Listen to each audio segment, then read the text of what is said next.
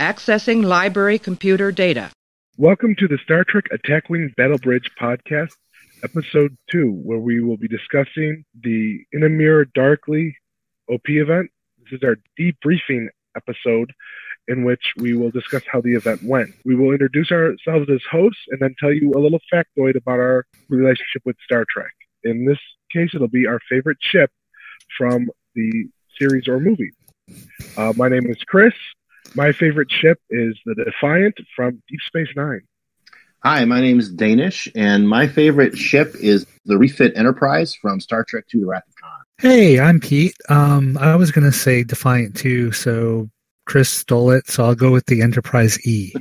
That is a good one. This is Ryan, and my favorite ship is actually the Delta Flyer. I think it's amazing how it can pack such a big punch in such a small ship, and it was built from the ground up. Well, gentlemen, I gotta say, I loved this OP event when we just talked about it the last time, and I loved how the event went for us. We had 5 players show up, which is a small gathering for us. Yeah, I wasn't able to be there. Sorry about that. It's okay. It happens. Our players were Ryan, Pete, myself, and then we had friends of ours, Joe and Claire, playing. Danish, you did get to play, though, against Joe and your son, right? Yeah, I played against Joe. I played against Timothy in games at my house. Excellent. So you'll be able to talk about how the games went for you. Absolutely. So the fleets that were played, Ryan played the Borg fleet he talked about. I played the Control fleet I talked about in our last episodes. Pete played a Xindi fleet, which was really impressive. Claire had a Federation Romulan build, and Joe played his beloved Cardassian. All of the fleets, by the way, can be viewed on our website. Our website is http://tinyurl.com/STAWBB. The results, Joe got first place. Claire got second place. Pete got third place, and Ryan got fourth place. I'm the tournament organizer, so I don't place at all. I'm just there to have fun. And this is actually quite an upset because Ryan's usually on top. Yeah, Joe is a new player to the game, and it was just a real shocker, his upset victory there. While it's surprising that Joe is new as a player and won, his fleet was really well built for this event. I mean, he had really maneuverable fighters, and he had really good ships with the 180-degree arcs. Well, certainly, when I played Joe at my house, he played the same fleet, and he took me apart. I was playing my species fleet that I had talked about last time, and he just absolutely demolished me. It was a good fleet. Well, so when we played it, did anyone find anything that they really didn't like about the scenario? Not so much that I didn't like about the scenario, but for my games, the actual web didn't really come into play at all. Yeah. I mean, it hampered movement slightly, but there was only one time in all of my games when I actually had it affect any of my ships. Which is interesting because when Chris and I played in round 2, it completely turned the tide of battle the opposite direction. It was the player. In fact, I took one shot the entire game with one ship, and that's it. That's all I was able to do, and yet I shouldn't say I won. The Xindi won. Yeah, and I found that, as Ryan mentioned, in our game, it was a really impactful. And then when I played you, Pete, it mainly served to reduce movement options. Mm-hmm. Definitely in the games that I played, the web did not come into play as an attacking element. In the game I played with Joe, I lost one shield and Joe lost one shield to the web, and the rest was just a maneuvering hazard. And in my game with Timothy, it was the same thing, just a maneuvering hazard, and that was it. So that really came down to choice of placement of those tokens. Right. I was really trying to make use of the web while I played. Honestly, when I glanced over at your game with Ryan, you guys had so many tokens out, like more than anyone else I'd seen per game. We had to game. start using Tribble tokens and Borg tokens, and I think because the way your fleets were working, that just the fact that you had so many turns, like you were bump up, I'm like, okay, I'm over. There was no action, and you just, we're just throwing tokens down. I think we went like maybe 6 rounds without even getting close to each other. Wow. We were both trying to be to stay away from each other and make the other come to them, and the two of us were just very. We weren't going to let the other person get the better of us. That's not a fun way to play, and neither of us were really happy about it. So I just kind of tried to leap across and got chewed up a little bit by the tokens he had placed, and was not able to get within range of him to even fire. So it was rough. I want to talk a bit about each of our rounds and the games. In the first round, I watched mostly the game of Joe versus Claire. I tried very hard not to watch your game between you two, Pete and Ryan. I didn't want, because I knew I'd be playing one of you, I didn't want to see your strategies. Claire set up in a relatively tight formation on one side in the middle-ish area, and Joe spread his fleet out facing the eastern edge where the planet was.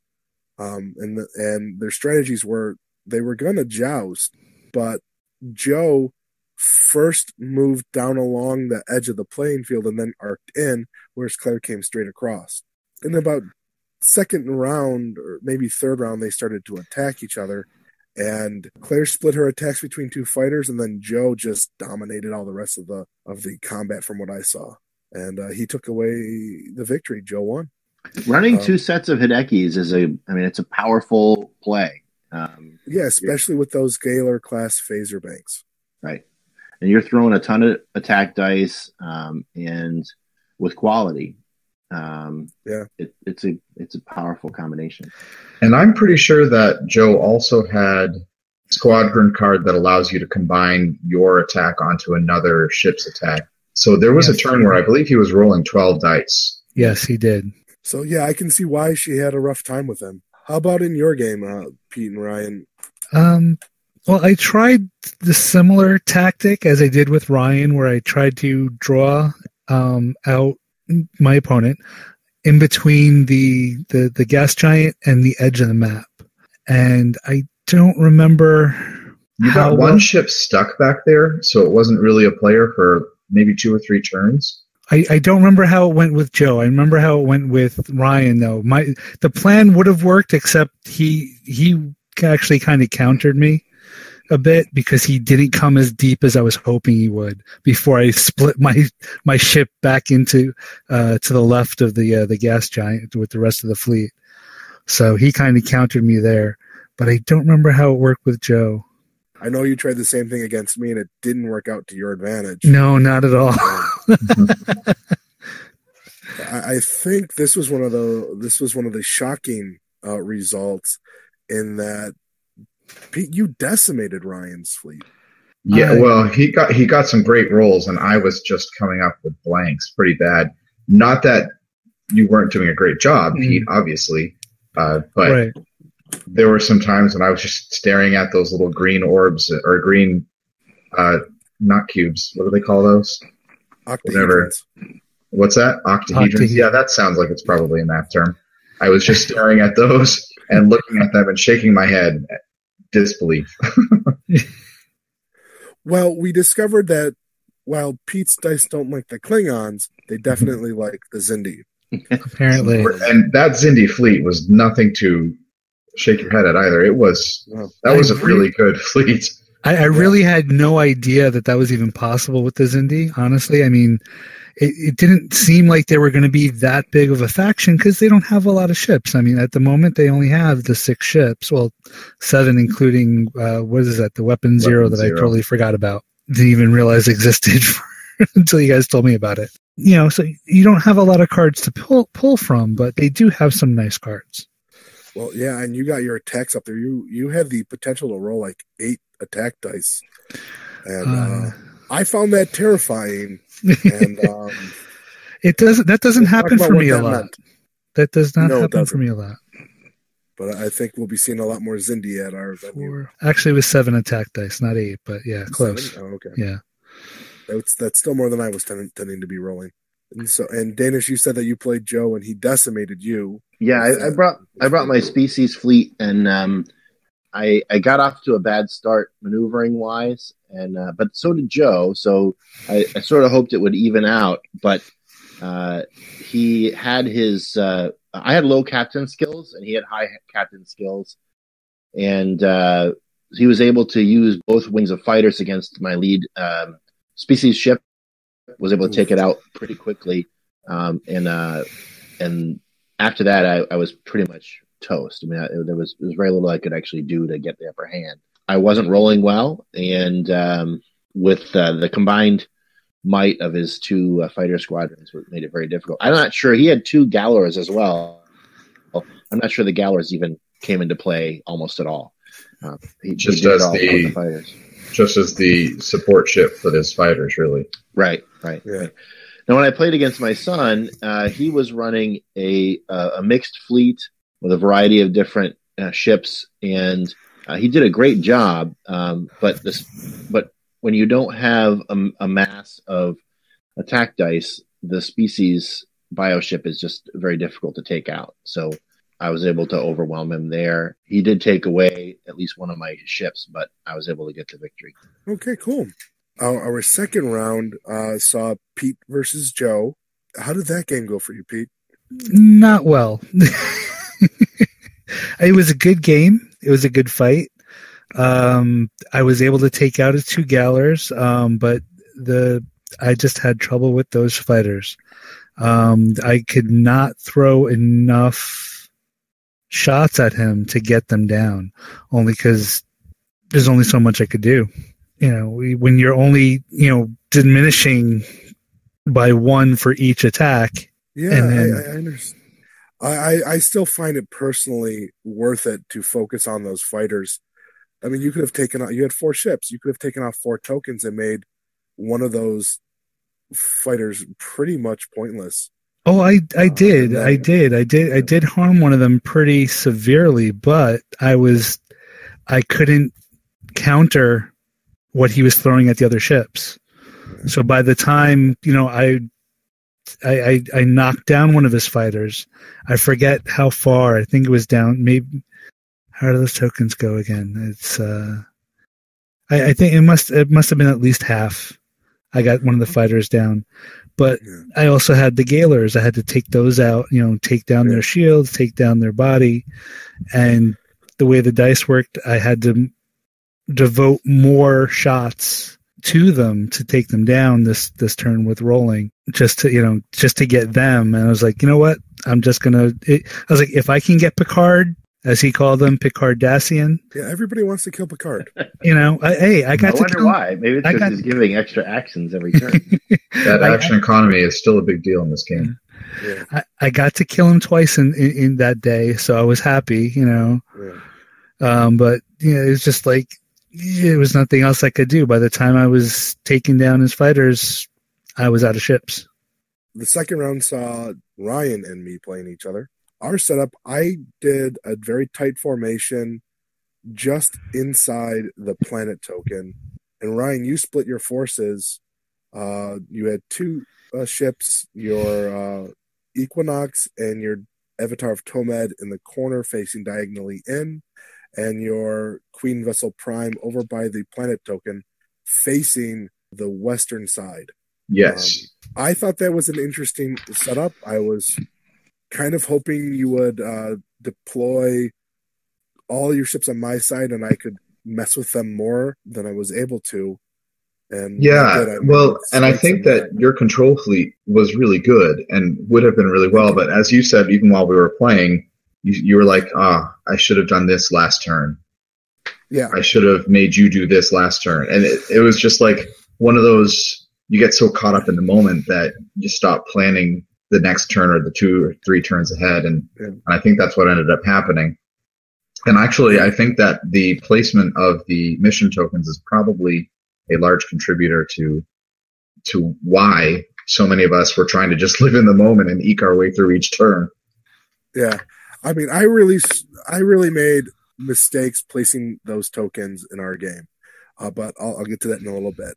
It's our strategies both were to make the other come to us, and the only reason why you had to come to me was because you dropped that Cloaked Mines first turn. Had you done not, I mean, then it would have been a stalemate, and whoever had, more steel in their blood would have been the person who waited.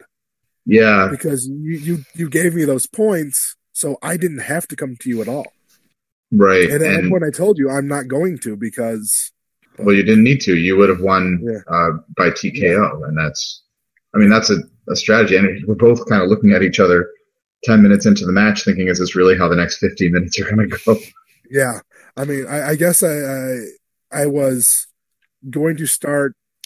I figured out a way because of the way you were moving your ships that I could have made the mission tokens like the web hit you, and that would have forced you to move.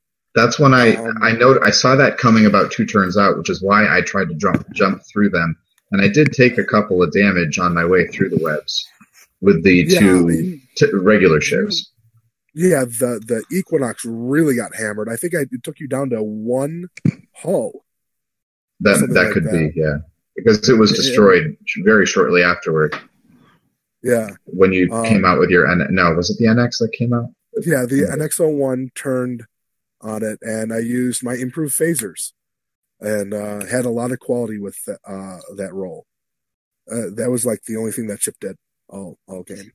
I know, and I'm just sitting here thinking, how am I going to destroy this ship? He's got enhanced hull plating, it's got survivability, it's got hitability, and I didn't need to because you darted forward and managed to land exactly where you needed to have the ship blow up. Yeah. So I tried at first to scare you into moving with the tokens. And then once you did move, I was like, oh, I'm going to put the web in front of you. Problem was that put the web too close to my own ships. Mm-hmm. And that is what it blew up 2 of my ships. I realized now that I should have just flown the Enterprise off the board rather than give you an extra 10 points. But, there was no real difference. And it didn't affect the outcome really either of the overall match. No. You were able to actually blow up my ship in the one time you attacked in the entire game with the Reliant. So I just wish I was there to see the Reliant fire 1 shot and blow up. I'm sorry I missed it. So, but it is true though. He had destroyed the 2 ships fairly quickly in term. Once things started going on. But my Borg cube, I was able to just kind of go forward and back, and stayed close enough to the planet that it was too difficult for the mission tokens to be placed to surround me. And during each subsequent turn, you kind of painted yourself into a corner with the Enterprise E. Was that what you were flying? The A, excuse me. And you painted yourself into a corner, and finally in that last move, where I had 1 hull left with all of the regenerations that I'd been doing with the Borg tactical cube, you either had to fly off the board or back up into what would have killed you, and that's just the way the game ended. Yeah. And, like I said, it was the choices of the mission the placing those tokens that did that game. So that's one of the things I think was really great about this event is your choices. The strategy was so deep because you had to choose not only what to do with your ships, but what to do with those tokens. And all of it really mattered. And I really think both of us figured out how to place the tokens halfway through our match, because that's really when it started to make sense for us, where we realized, oh, wait, you can place them on both sides of the planet, and they're still at range 3 of each other. So even if you're within range 1 of the planet and you think you're safe, you won't be safe for long. And that was kind of cool. I wish I could play this event again. Like, that's how much I liked this. I was just thinking that, actually, that I would, just get together and play it for fun 2 or 3 times. Yeah. I did like the setup. I liked the way the game went. I liked the threat of those tokens. I just, like, as I said, it didn't come up. I did try and, draw the web out each time I was, playing there, but it never really got to that really, that crucial threat level. That's because you didn't spend the first half an hour not doing anything but moving backwards and forwards. Yeah, I did. Very true. So I was able to destroy in our game everything but Ryan's giant Borg ship, and it was really frustrating for me to watch that ship not get any more damage on it. or at least take 1 damage and then heal it. I was like, come on, how do I get him caught? And I couldn't do it. From there, round 3 saw Ryan play Claire, and I played Pete. Mm-hmm. How did your game with Claire go, Ryan? Well, it looked like things were going to go really well. I learned from our game and dropped my cloaked mines a lot closer to center. And they actually came into play quite a bit. There was one turn where her Voyager was in the mines, moving through the mines for about 7 consecutive turns, and I rolled 0 hits through all 7 turns combined. So that was exciting. I think you might have gotten Pete's old dice. Apparently mine like the Borg as much as Pete's like the Klingons. But she played well, and she's a real tactical thinker and managed to pull out a whole lot of surprises for me that I wasn't expecting. And she ended up getting around me a couple of times, and it worked really well for her. Now, I don't remember. I don't have the actual results in front of me. Did you take that match, or did she? She took it. I think she skunked me, actually. Fleet killed me. And I did not get any of her ships. Everything was down to 1 hull. Oh, wow. Part of the problem was I wasn't concentrating my attacks very well. I was allured into the attack of opportunity, but that was part of the problem. But she played really well, so I got to hand it to her. She did great. And then here's where I feel really bad. When I played Pete, I was very frustrated with the way that I lost, because I felt like I made really crucial mistakes in our game, Ryan, and I didn't want to do that again. So I was really mean to Pete. I flew one of his ships into that planet, like for 3 rounds. 3 rounds. Yeah, I was stuck there for 3 rounds. Yeah, I mean that. I not only flew it, I flew it right up to the planet in 1 turn, and then I controlled its maneuver to make him fly over the planet, so he took damage. And then at the end of that round, I put an aux power so he couldn't back up away from it and had to fly into it again. And then I disabled his big weapon, so he couldn't even use that on me. And I'm sorry, Pete. I was a lot more upset with, well, I shouldn't say upset, but with that match. But when I had to spend 5 rounds of firing on 1 ship and getting nothing, no damage whatsoever. That's really what, it's like, I rolled really well with the defense dice on the NX-01, and then I had the backup of the enhanced hull plating. Right. Well, I was also rolling very poorly at that point. Yeah. So it wasn't like, it was really, it was the dice that was really the issue there. I mean, it was a little annoying that, one of my ships, but I still had 3 full ships, versus your three full ships. And, after, and 5, you blew up the Enterprise A, so you got the card again. Yeah, did I? Yeah, you blew up a card. Okay. In like the last round of our game, you blew them up. It was like, and there was nothing I could do. I was like, I lost a ship. I was like, I can't stop it. That's how our match went. It was like it felt. I liked that I was able to make my fleet work the way I had imagined it working. Mm-hmm. But I feel bad for what it did to your fleets. But I mean, everything that I had in that match. Yeah, no. Again, that really, that wasn't really the big concern there. When it's like, that's my big gun there, and he's being just railroaded into that planet. But what I do have is not being effective at all. So that was what I was really more frustrated with. But other than that, it was a very good game, very good day actually. Good. A lot of good matches going on, and strategies were working. I think everyone had a great time. And when in a little bit, we'll discuss the prize pack. It's a great prize pack too. I never even saw it. Once again, I really feel that this was an incredible scenario with multiple levels of strategy, from how you built your fleet to how you flew the fleet, and then how you had placed the tokens. As we said, several of us, or at least two of us, would like to play it again. Mm-hmm. What about you, Pete? Is this one that you would like to do again? Yeah, I can see that this would have a lot of replayability to it, because I mean you have the randomness of placing those tokens down with each opponent. Every time you play, someone's going to have a different idea of what they want those tokens to do, or how they think they might help or hinder.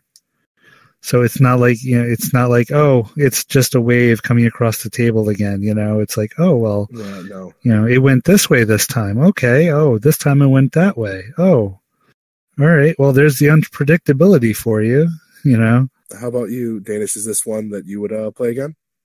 I thought it was a good event. I played it twice. Yeah, I'd play it again.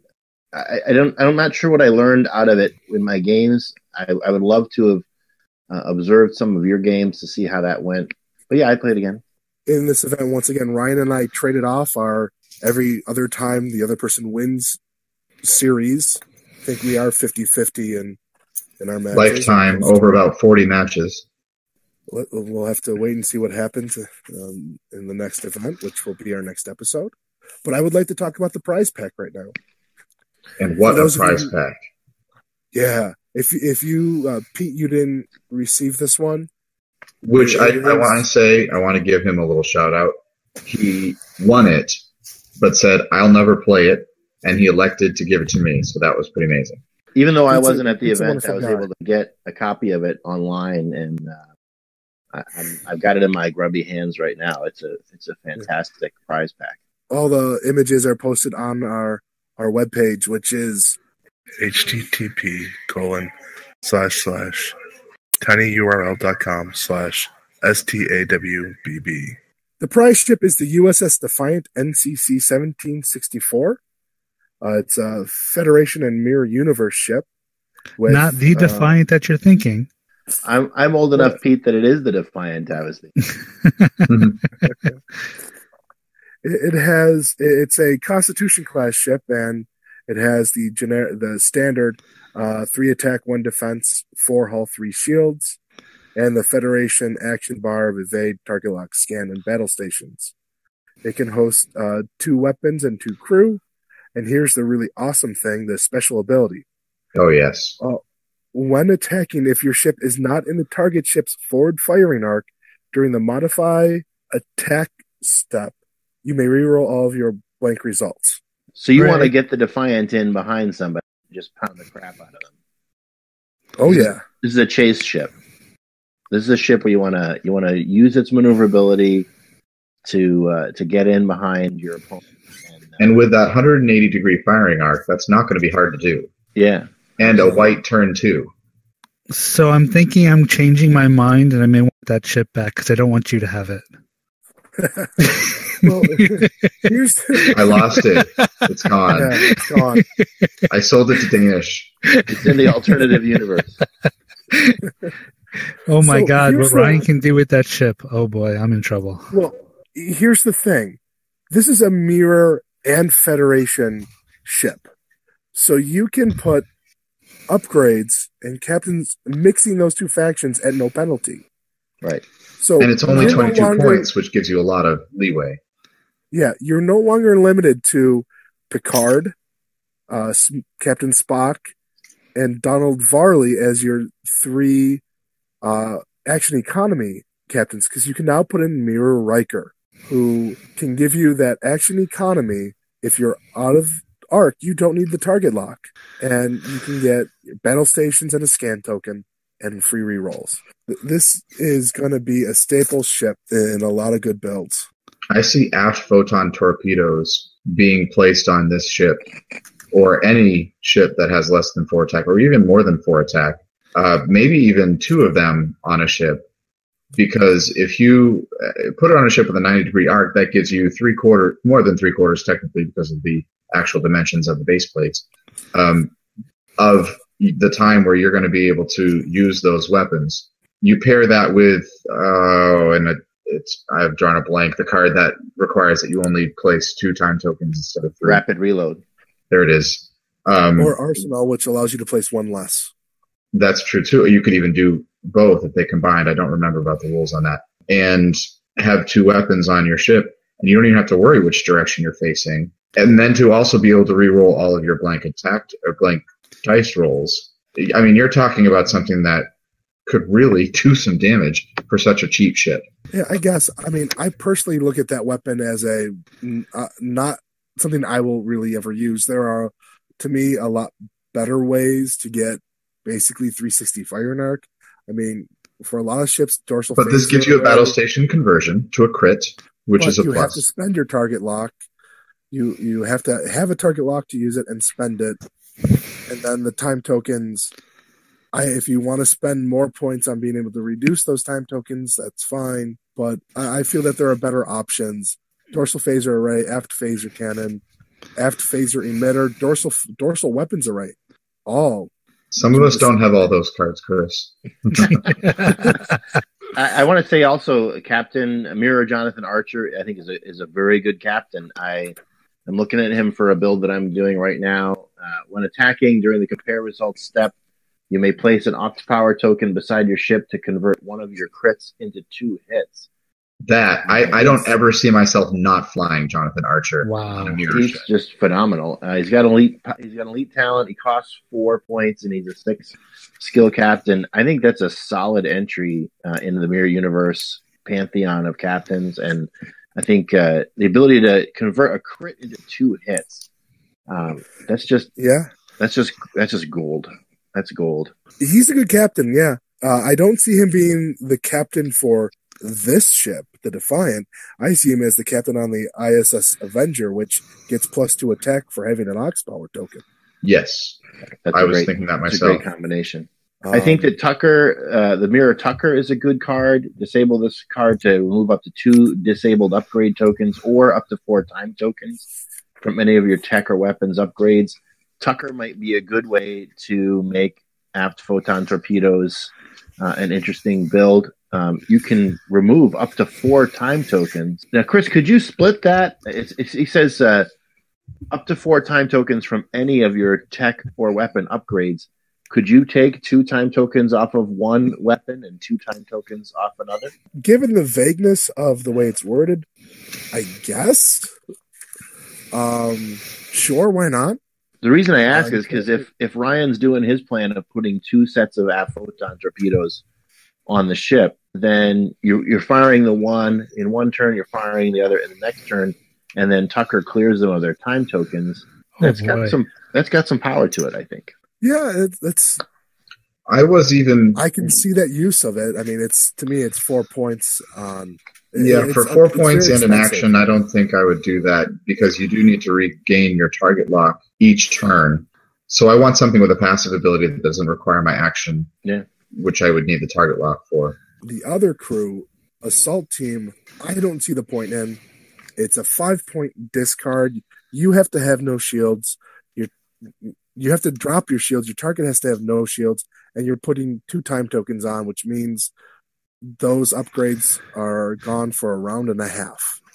Yeah. There are way better ways to do this. In fact, the next crew, T'Pol, is a way better way to do something like this. Absolutely. 1 point less. 1 point less. Action discard, though. Range 1 to 3 for T'Pol instead of 1 to 2 for Assault Team. They're both discards. And she disables 1 crew and or 1 tech or weapon. So she can disable 2 things, which your opponent then has to spend time to re-enable. And can only do 1 per turn. They don't happen simultaneously. Yeah. That's a way better card. I think T'Pol is definitely going to see some use. Yeah. Oh, yes. Yeah, she will. I can guarantee it. I don't know if I want to play this game anymore. That's all I have to say. It's a great prize pack, and I'm working on a Constitution class wing build to see how could you fly 5 Connies. I mean, I got one. I think I have 3 in there really statted out nicely. I wasn't able to put 5 in a build. I think there's a way to do, and I haven't figured it out fully yet, but I think there's a way to run a 5 Connie swarm with upgraded phasers or with Type 8 phasers on them that are hitting with 4 dice with quality in such a way that it makes it a valuable swarm ship. Because I'm sure we're going to get together and have time to play these things. So you have a Galaxy Wing build that I'm looking forward to going up against at some point. Yeah. But let's talk about the resource, Mutiny. Cost 10. Effect. At the start of the game, place 3 mission tokens on this card. Once per round during an opposing ship's perform action step, if that ship chooses to perform an action from its action bar, you may remove 1 mission token from this card to prevent that ship from performing that action. Note, this action occurs after the action is announced, before the action is performed, and the opposing ship cannot perform any additional actions during the round in which you use this ability. When all the tokens are gone, you remove the card from play. All right. This is a confusingly worded card, because what if you have free actions? Do you have to take them before the ship action? Or is that note simply a way of saying that if you prevent me from doing my action, I can't use a free action to repeat it? I think we're going to have to wait and hear from Worf on that. I have a feeling that the intent of the card is you don't get any type of action that turn. But how is that going to be, if you've already resolved the first action, say, and I don't know, now I'm having a hard time thinking about it, but something that may affect another ship or a ship's placement, how does that impact? It may be impossible to put a ship back or something to that effect. Well, so I don't know. Here's the thing. The way it's worded is like, so if I use Picard's action to do a battle station, and then I use my ship action to do a scan, and you cancel my scan, I've already gone through the battle station. Does the game have an order of actions? I mean, if that's in the rules, does ship action precede free action? That's a good question. That's a good question. I did not have time to look that up. I did wonder about that myself. I think that's going to have to be a ruling from Worf, WizKid's official rules form. I wonder if that's in the main rules. I mean, it could be in the main rule book, just that there is a specific order of actions, and normally it doesn't matter. But this card certainly makes it matter. If ship actions or actions from the action bar precede free actions logically, then this card makes perfect sense. If ship actions don't necessarily precede free actions, then as long as you know your opponent is running this resource, you're going to do your free actions first. It seems like a powerful action. It seems like a powerful resource. I would say, though, you only get to perform it 3 times at a cost of 10 points. There's a lot of other resources where you're doing it. You're able to use the resource 5 times for 5 points, less powerfully. But this really seems like maybe it's overpriced. I suspect that this card is Klingon. Overpriced, and you don't use it very often. So in the action section of the rule book, the only mention, there's no specific order on it. So it looks like we will need a work ruling on this. The rule book reads, if an ability allows a ship to perform a free action, this action does not count as the one action allowed during the perform action step. It's the only mention of free action in the actions section of the rule book. So there's nothing about order in it. It does specify, however, that a ship may perform any action shown in its action bar immediately after maneuvering. So if that's true, then your regular action must come first, which is not how we've ever played. No, that's not. And as TO in our place, if anybody's going to be using this resource, I will make the judgment at that time. I really don't see people using it. I'll wait for Worf, or we can ask the Fellowship of the Rules. Well, I think that we've gotten through a good discussion of the event and the prize ship and the resource. Does anyone have anything else they would like to add? Yeah, I want to highlight an article that was written. I think it was written this week that I found really great for the game. I'll just say, if you're a fan of Star Trek Attack Wing, which if you've listened to this podcast this far, there was an article. It was written by Rodney Bliss, and he shared it on Facebook in the Star Trek Attack Wing community. And but it was written on his blog. It's called "How I Can't Lose Lost," and it's a great article that really gets at the heart of what's awesome about Star Trek Attack Wing. And it was a fascinating look at sort of his thought process in building a build for the second Klingon Civil War OP.